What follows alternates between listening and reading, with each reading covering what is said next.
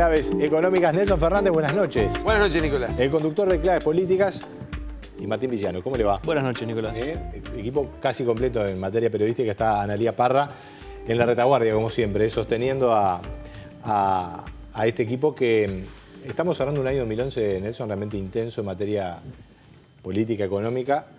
En materia económica, un año excepcional, sin duda, más allá de que hay amenazas que van surgiendo en estas últimas semanas, ¿no? No termina como comenzó, pero es un año, decíamos, donde los temas políticos se enlazan mucho con los temas económicos. Sí. O sea, lo que es la evolución de la economía y lo que es la gestión de la política económica está muy mezclado con lo que es política partidaria, economía por un lado. Efectivamente, con estos ruidos que hay en la interna del gobierno por los temas de la solidez que tiene el equipo económico y las amenazas políticas internas. Martín, ¿cómo ves ese tema? Sí, una de las discusiones centrales de este año surgió allá por el verano, en febrero, cuando el presidente Mujica tiró a la opinión pública, incluso, pero puntualmente a la interna del Frente Amplio, esa discusión sobre la distribución de la riqueza para dar cumplimiento a una de las promesas más insistentes en la campaña desde el 2009 de Astor y Mujica en cuanto a la reducción del impuesto al valor agregado, del IVA. A partir de ahí se dio un debate intenso a lo largo de todo el año que estuvo entrelazado con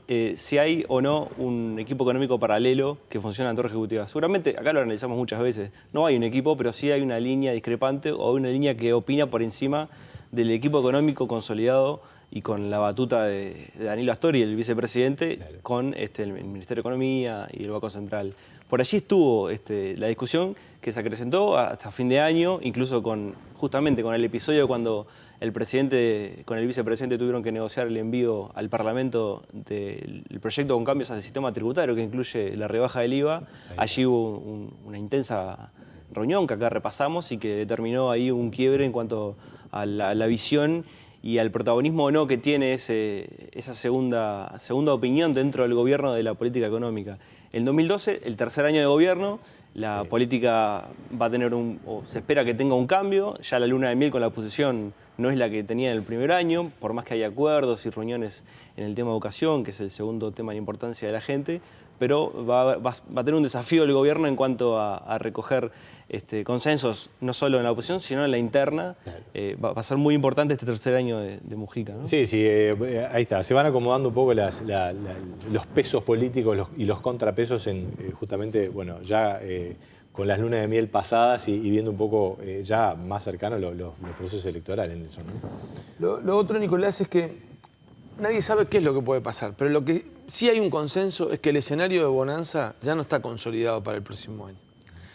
Podrá ser un año bueno en la economía, pero no con las características, no con el empuje que venía ahora.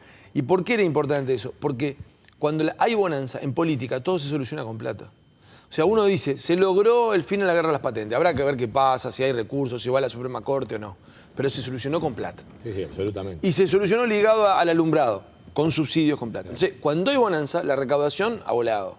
Lo veíamos. Absolutamente. ¿No? Entonces, eso permite que haya caja en el Estado para arreglar con más facilidad los problemas políticos. Habrá que ver después si eso puede seguir. Es así, como tú lo decís, que creo que también sin duda hay y ya saliendo de las claves económicas, yendo a las políticas, hay cosas que de todas maneras no se solucionan con plata, como el tema de la seguridad, de la educación, como que van más en el fondo, y en realidad emergen porque la economía va bien. Entonces empieza a hacer ruido aspectos de la sociedad uruguaya que han estado hasta ahora más soslayados, ¿no? En realidad se ha volcado mucho dinero, sin embargo, presupuestal. La gente sigue insatisfecho con el resultado, ¿no? Exacto, porque además hay más aspiraciones, la gente apuesta más. Eso creo que es natural también de cuando una sociedad va creciendo. Los desafíos económicos son grandes. Vamos a compartir una gráfica que ilustra uno de los datos importantes de la economía, que son las exportaciones. Uruguay es un mercado muy chico e importa ver cómo evolucionamos en las ventas al exterior. Y allí vemos en amarillo el año 2011, que claramente está por encima del 2010, que es la otra línea, y que va a cerrar en dólares con un crecimiento seguramente en el torno del 15%. Ahora bien, hay una amenaza en esto. Primero porque los precios están bajando. Ese dato parece muy bueno. Claro, esto es dinámico, los precios van bajando y además aumentan mucho las importaciones, porque Uruguay tiene el costo de importación, sobre todo en materia energética, que dicho sea de paso han estado aplacados porque ANCAP y UTE han incorporado muchas pérdidas, pero eso tiene un límite. Entonces el 2011 arranca con ese desafío también. Y arranca con el desafío de la competencia. Arranca con el desafío de que la economía uruguaya y el mundo en general, y lo decía ayer Gabriel Odone, creo que en una frase pintó cómo viene el mundo 2012. Están sobrando productos chinos.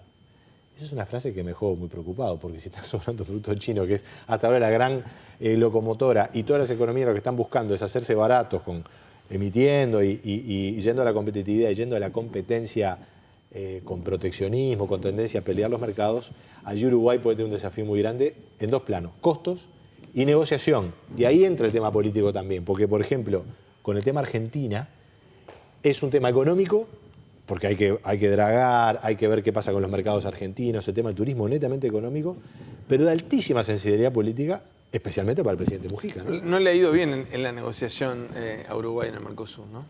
No sé ahí cómo se ve del plano político, Martín, eso, pero es un tema complicado. Es un tigre afloje como el de la manta corta, ¿no? Porque Mujica elige mantener la relación, que es uno de los logros del gobierno de Mujica, ¿no? Haber levantado el corte del puente, restablecer las relaciones que estaban cortadas durante el periodo de Tabaré Vázquez por el conflicto con Bondia.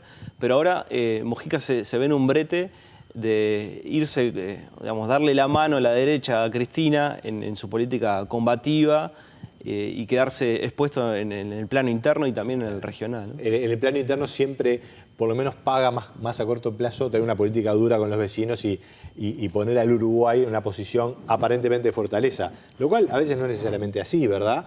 Pero claramente la presidencia de Vázquez estuvo muy marcada por esa posición nacional que le mereció el respaldo de todos los líderes políticos. Eran escenarios distintos, ¿no? Pero a mí personalmente me cuesta ver cuáles son los logros de esta relación más amistosa con Argentina.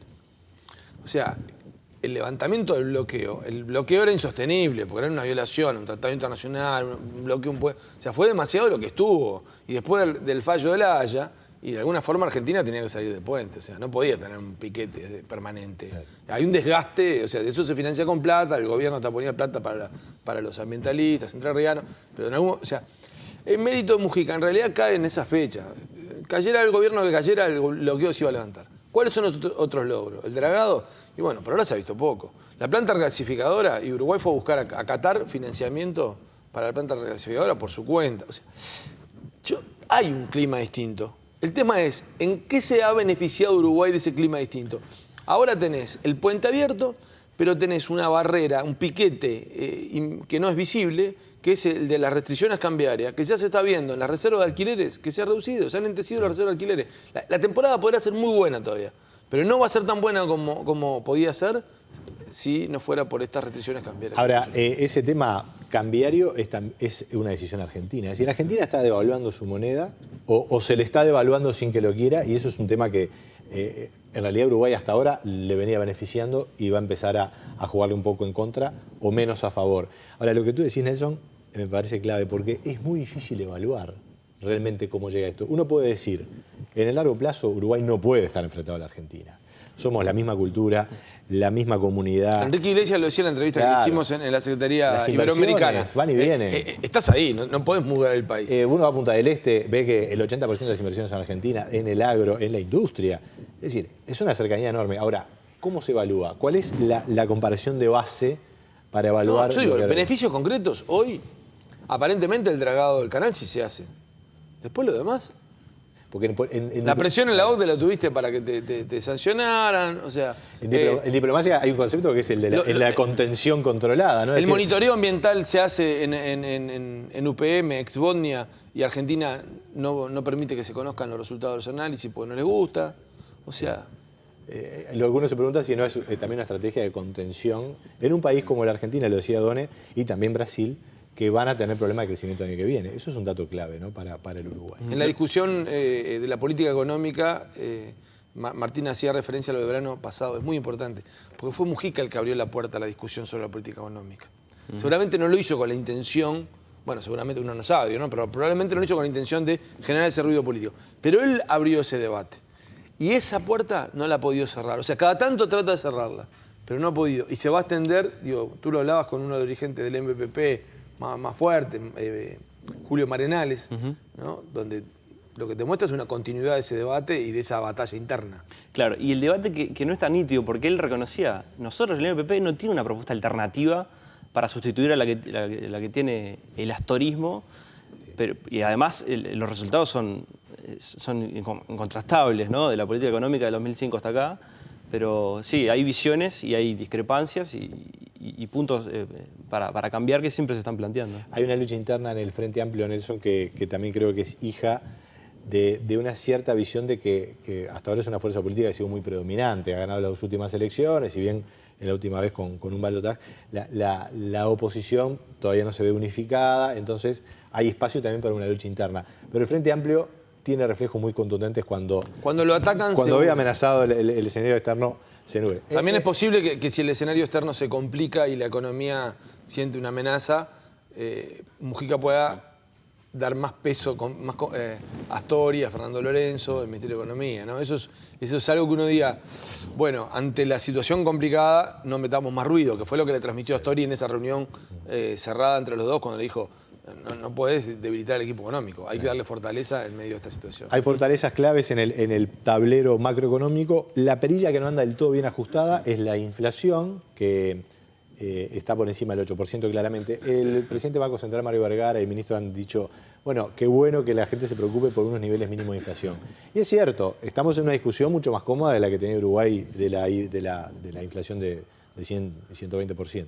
Pero de todas maneras, no deja de ser importante y no deja de ser preocupante que la inflación esté tan alta, porque son costos que se agregan y hay indexación, hay inercia de precios por los ajustes salariales, los ajustes de pasividades que se van al 14% nominal, pero es un ajuste muy pesado, ¿verdad?, para el gasto público que, si bien la recaudación está muy bien, alcanza apenas para equilibrar. Ayer lo decía Gabriel O'Donnell, ¿no?, sobre el tema de las reacciones en el mundo, esas devaluaciones competitivas.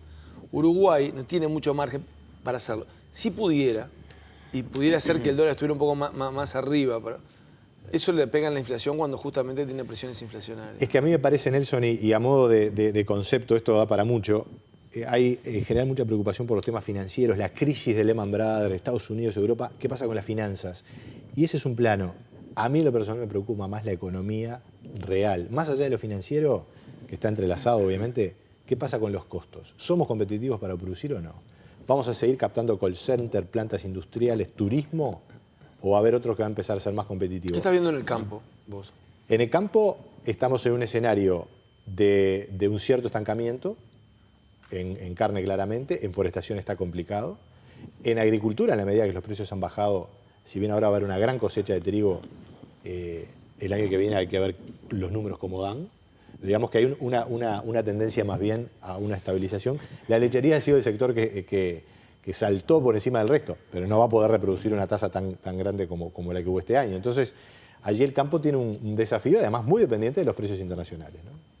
Bueno, para ir cerrando, las claves para el primer semestre de 2012. Por ejemplo, en la interna del Frente Amplio hay una elección el 27 de mayo que va a elegir autoridades, va a intentar renovar la presidencia del Frente Amplio. Algo muy importante que el Frente Amplio está encarando ahora, de a poquito. En febrero los plenarios de los diferentes sectores se van a reunir para definir candidatos. Están hablando de una campaña conjunta para evitar la crisis, lo que decíamos recién, que el Frente Amplio se junta ante embates de afuera.